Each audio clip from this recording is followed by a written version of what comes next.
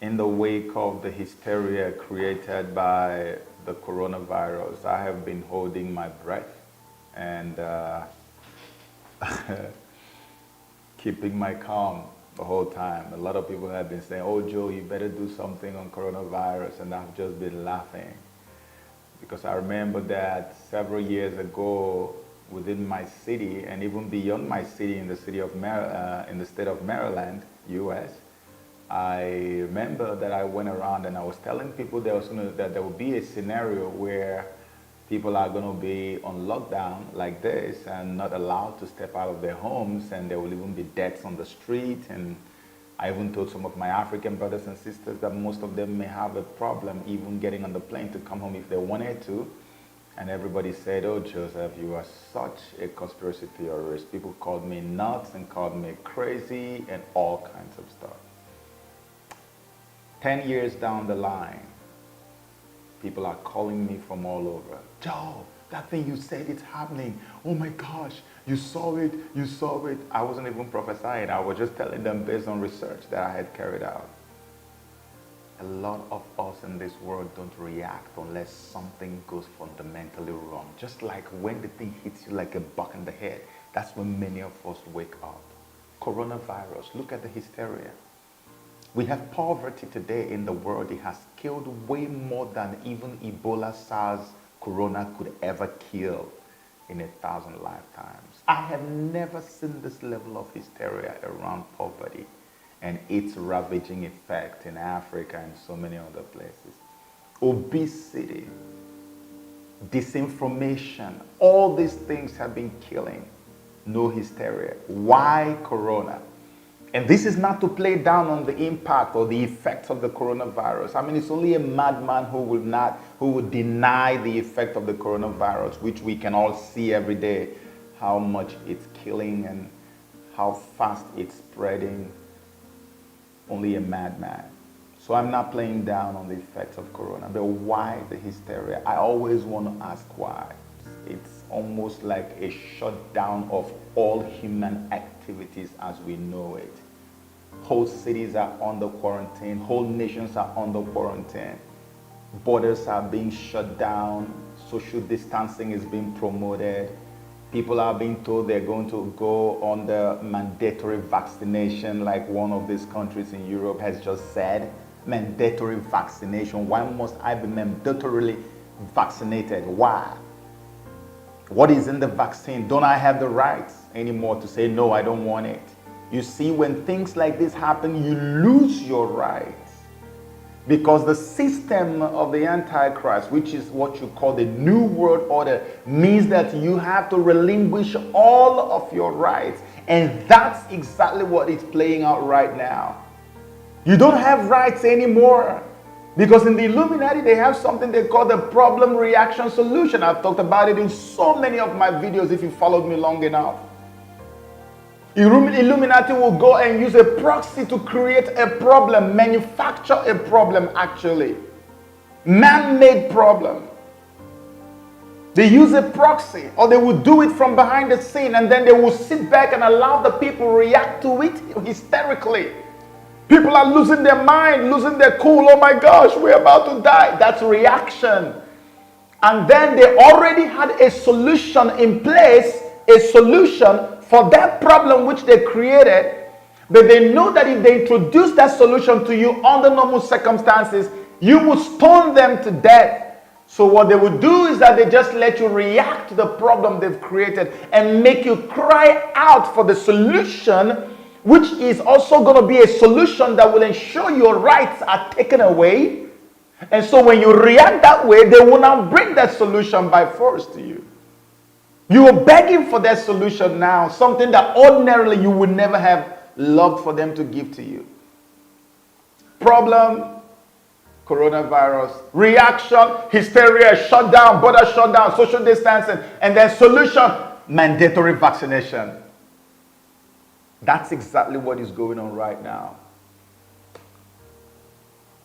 When things like this happen, for those of us who still think like humans, the first thing that comes to mind is Revelation chapter 13.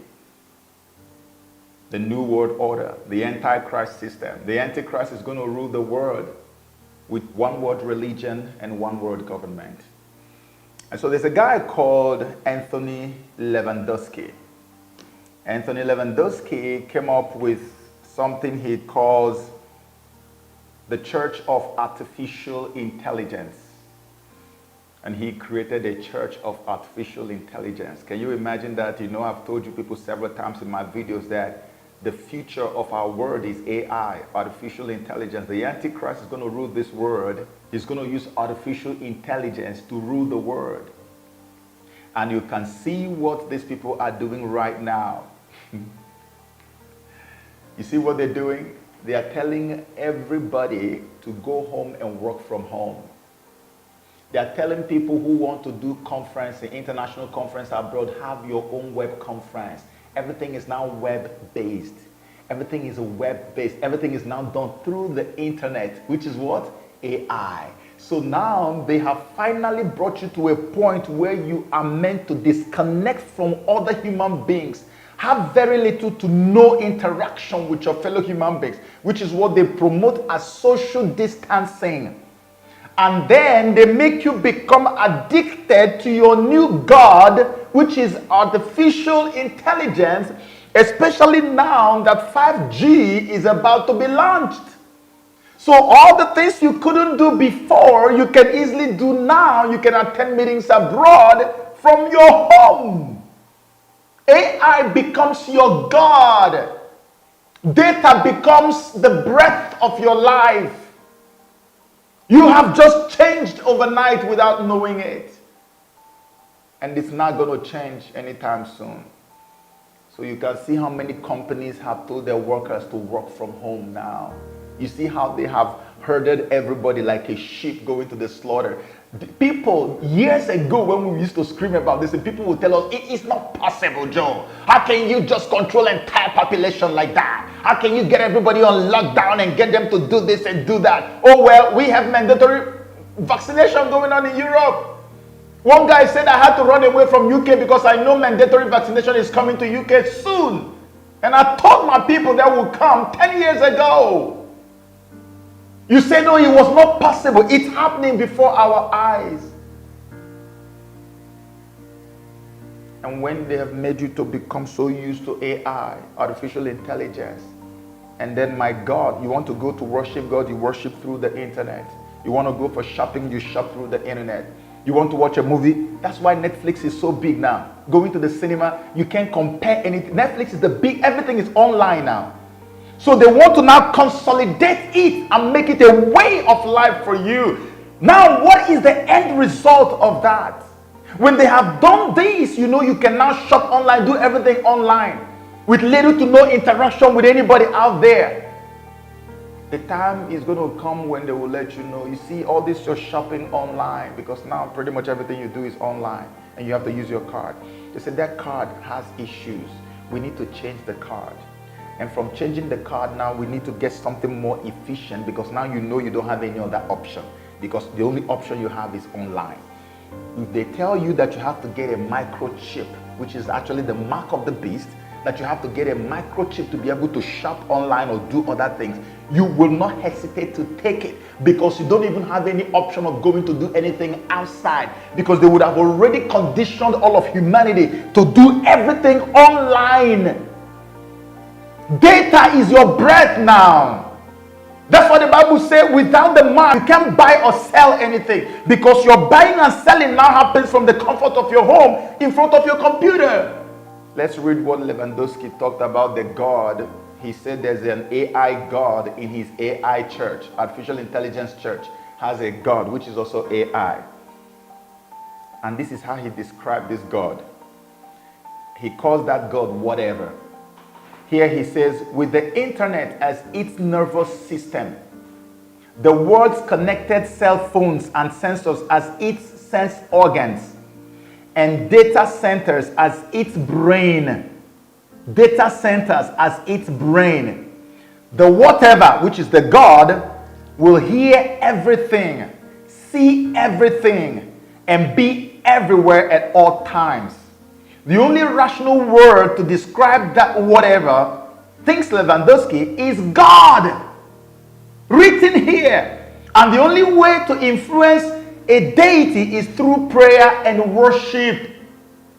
He just described what the Antichrist is going to look like for us. The documents state that Way of the Future's activities will focus on the realization, acceptance, and worship of a Godhead based on artificial intelligence developed through computer hardware and software. Yeah.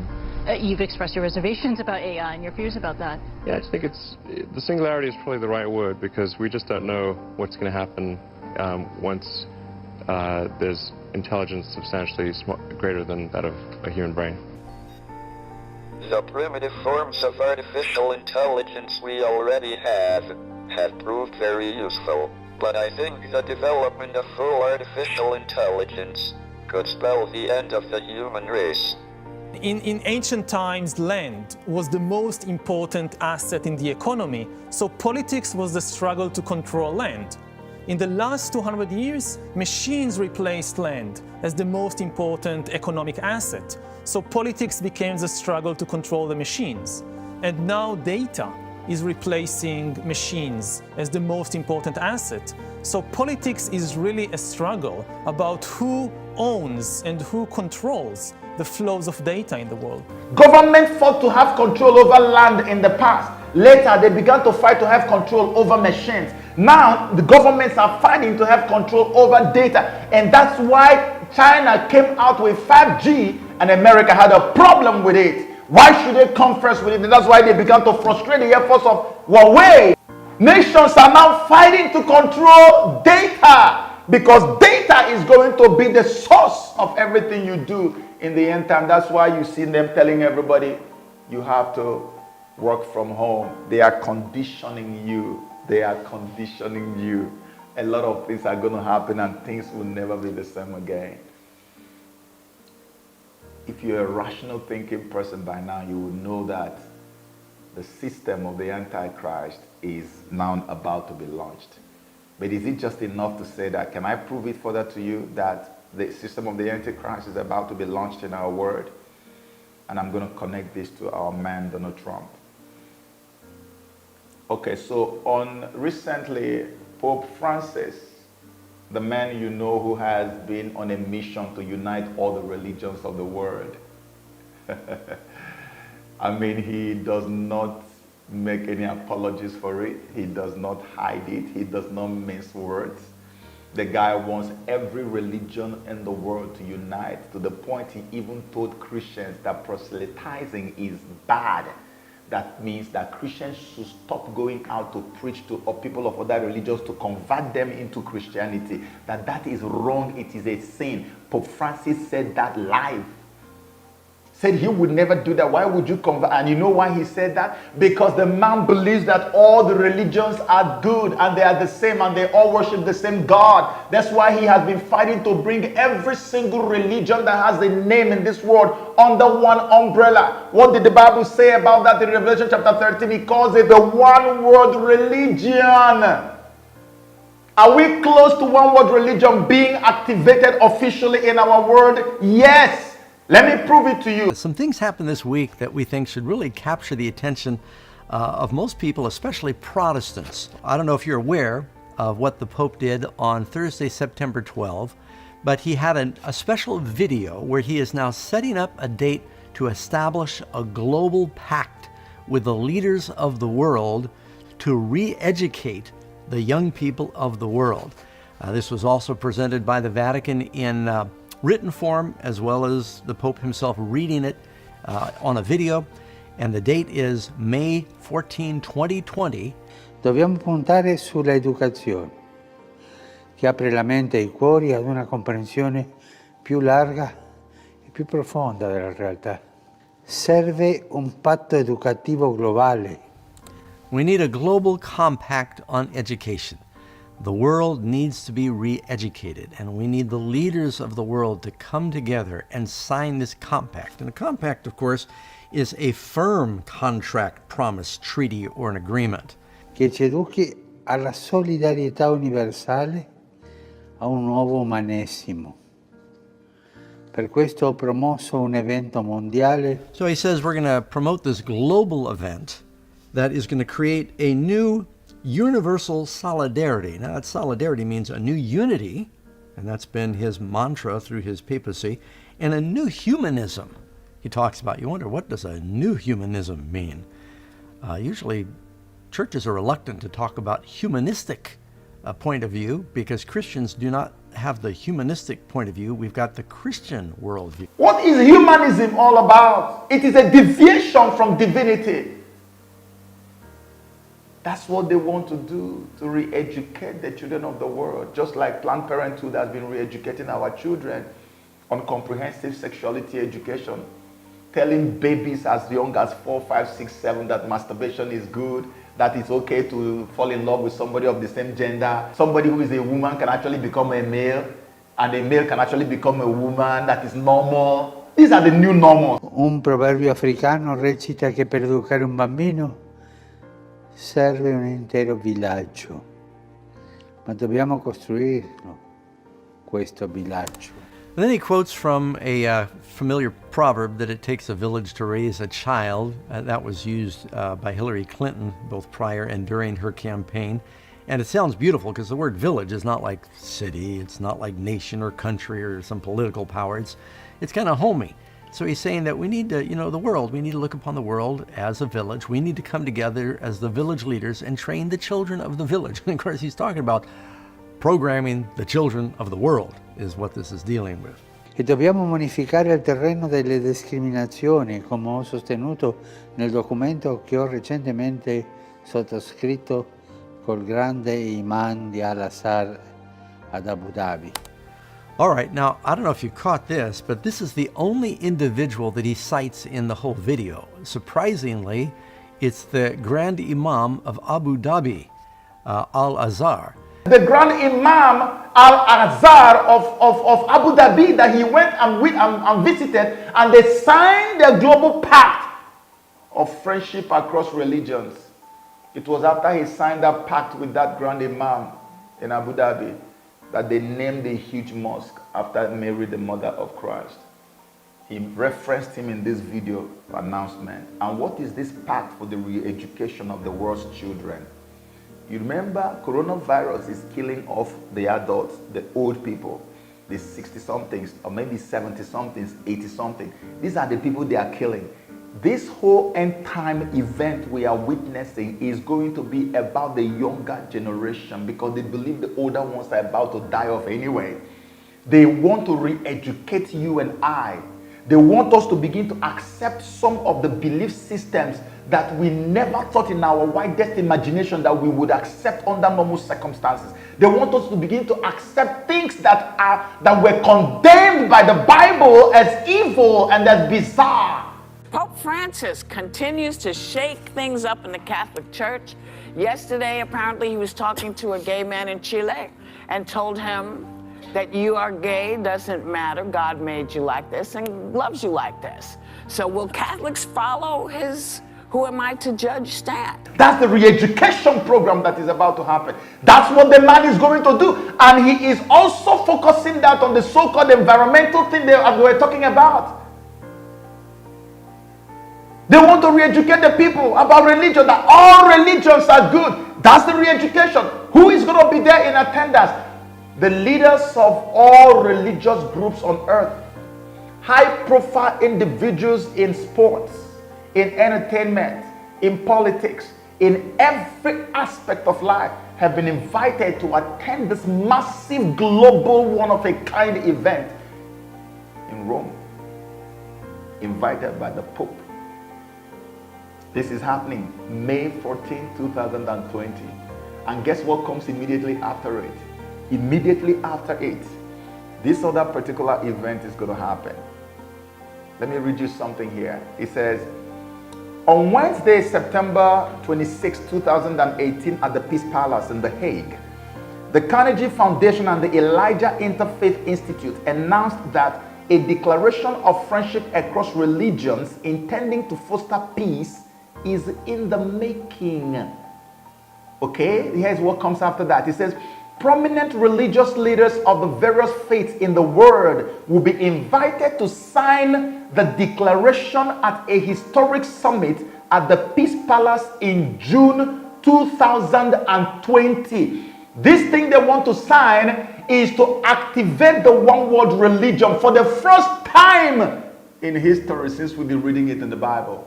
And look at what Prophet Sundar, this Indian prophet, look at what he said about Pope Francis regarding the one world religion.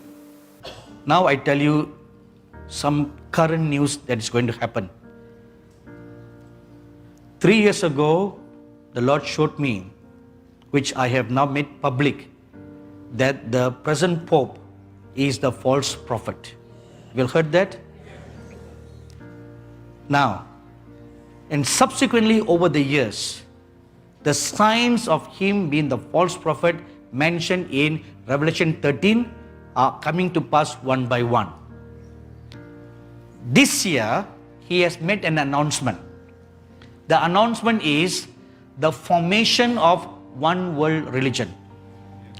And an invitation has been issued to all top religious leaders on the world to gather together September 2020 in the city of Hague in Holland at a place called the Peace Palace to sign the covenant of one world religion. Now, I don't know why Prophet Sundar says September for the signing, but what I'm seeing in the document in front of me here is June 2020. And June actually makes a lot of sense because June comes immediately after the so-called pact for the re-education of the world's children, which Pope Francis is going to have in May. So the very next month, it makes sense that they're going to go over there to go and sign this thing, which is called Friendship Across Religions, which is actually activating the one world religion. Except if the date has been moved forward to September, I don't know. Maybe that's why Professor Sundar called it September. But whichever one it is, whether it is June or September, the one world religion is activated in this very year. And now, let us connect some dots. Pope Francis is coming to have a program to sign a pact for the re-education of the world's children to accept the system of the Antichrist, which is the New World Order, basically. After that, the one world religion will be signed into effect, and that will become the first time that the regime of the Antichrist is taking official effect in our world. And we know that there is only one regime on earth, prominent one today that we know, that is at parallel with the New World Order.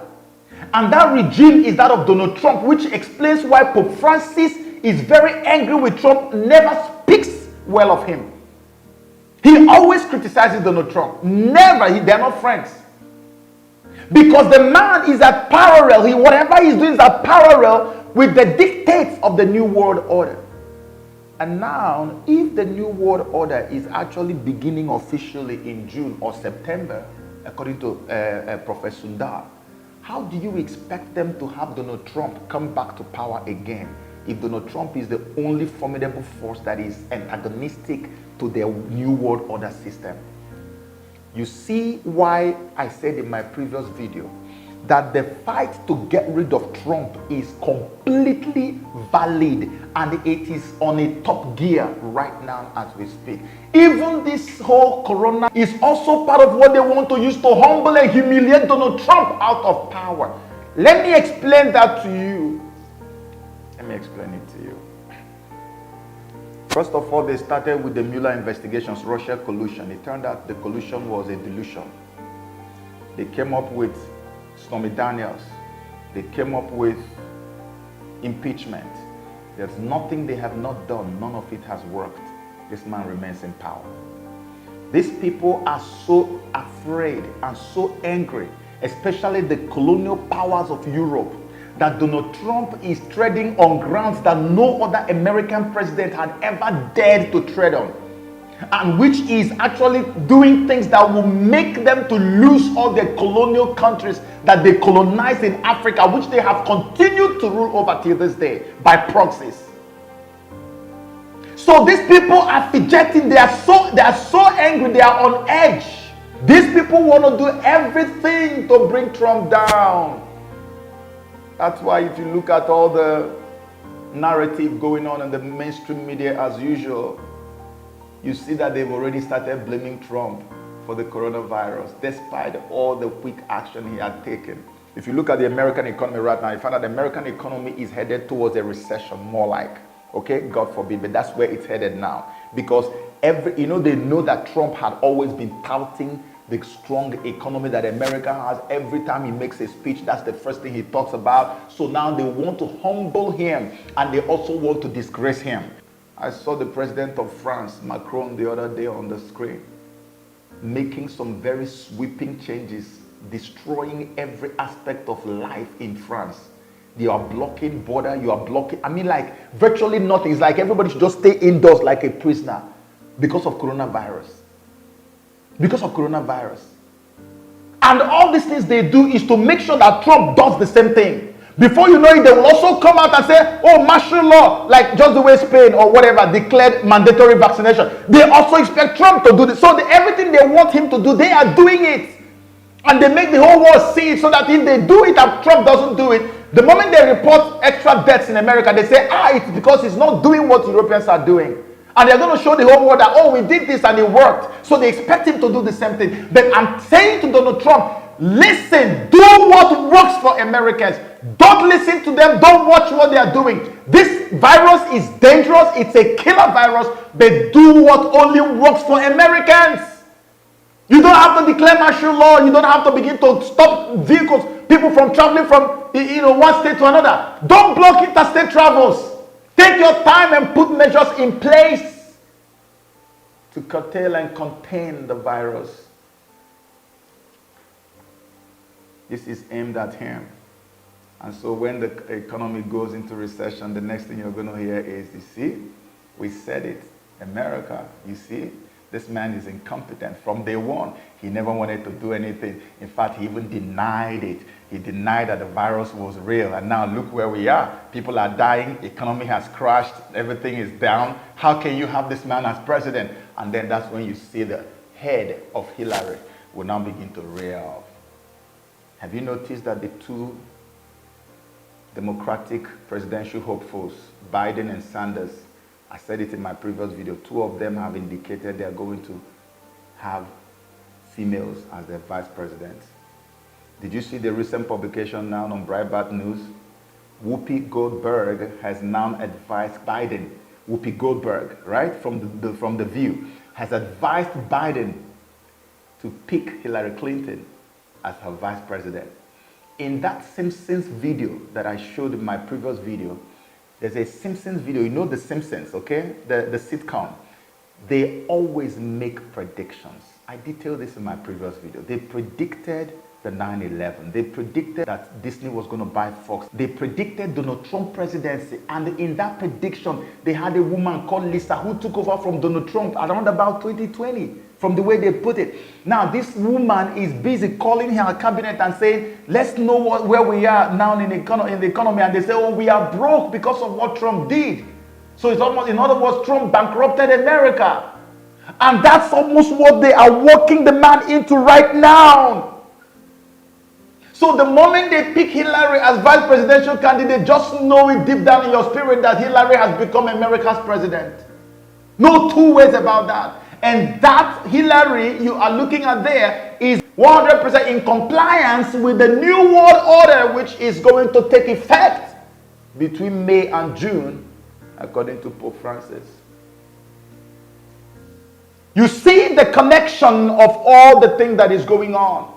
That's why life is completely changing for everyone right now.